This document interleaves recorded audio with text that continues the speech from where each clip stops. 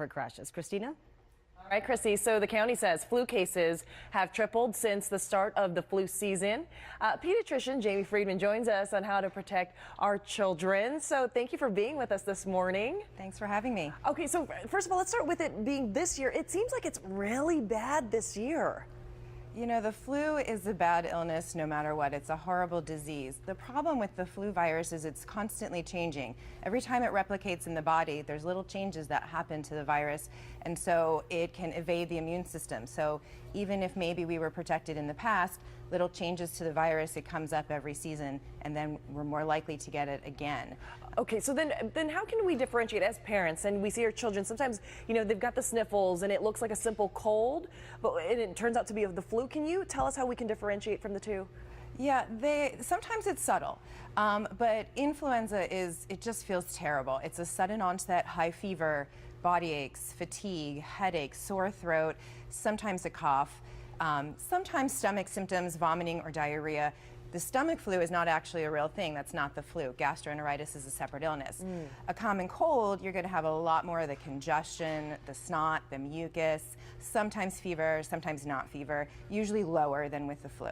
So there's typically a fever involved, right? And you said like it comes out fast. Typically, it just kind of hits you like a ton of bricks and you feel horrible. Everything hurts. Oh, okay. So how harmful can this be for the kids, the flu?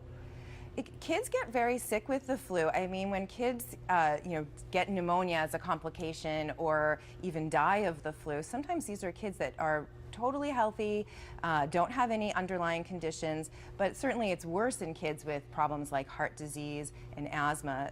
And, you know, they're on top of each other at school, so they're more likely to spread it. Absolutely. So what are the best ways to prevent it? Well, if you think your child is sick, keep them home. All of the other parents will thank you.